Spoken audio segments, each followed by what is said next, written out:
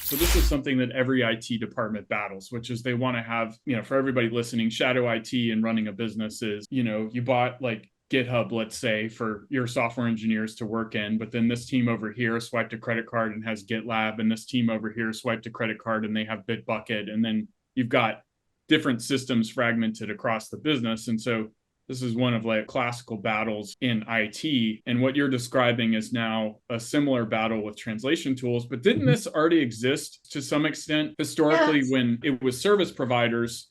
Regional teams would get frustrated with the central localization team for being too slow or not doing rework fast enough or the cost or whatever the case may be. And then they would go off and get a local vendor in the region that they would work with. Somebody described to me this one time as customer called this rogue translation, I think is what they called it. It already existed for service providers and now it's transitioning to technology tools. Isn't it just that?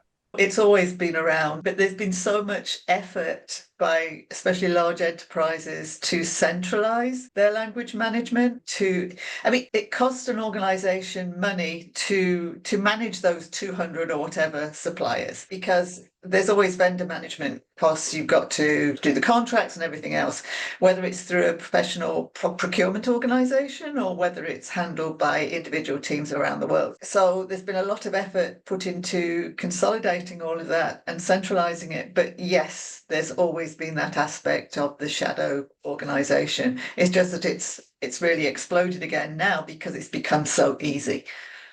I think that's the big difference is before you did have procurement and other systems that tended to pull it into the center and tamp down on it. But now when your unit cost of translation through these is basically going to zero, and it does become, accessible through a discretionary corporate credit card purchase, there's no brakes on it.